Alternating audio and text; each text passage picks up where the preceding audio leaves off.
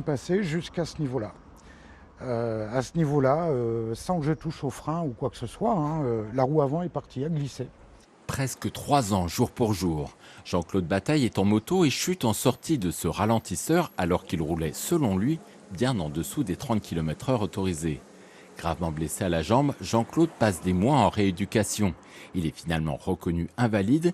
Il attaquera en justice entre autres la commune du Muy, mais sa plainte est classée sans suite.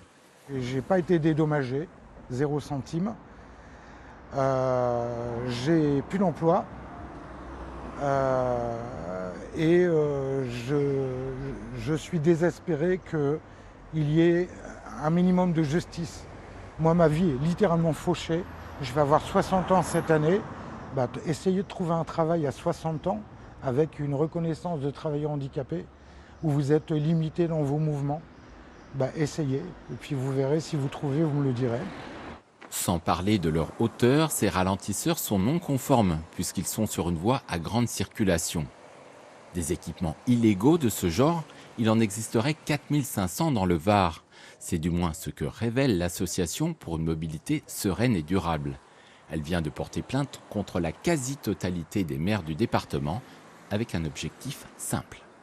C'est que le procureur ouvre une enquête et nomme un juge d'instruction pour qu'on puisse lui présenter tous les éléments que nous avons concernant la surpollution que ça génère, le côté aussi accidentogène et enfin la partie perte de chance, juste parce que les secours prennent du retard.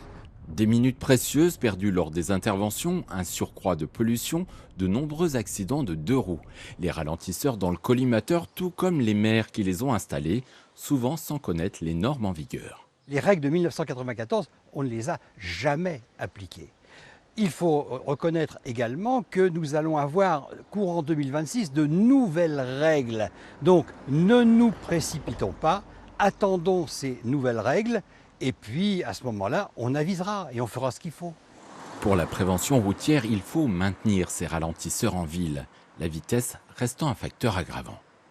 Nous, ce qu'on soutient, c'est la mise aux normes pour permettre à la fois la réduction de la vitesse et donc de l'accidentalité sans provoquer par ailleurs de difficultés pour les usagers de la route.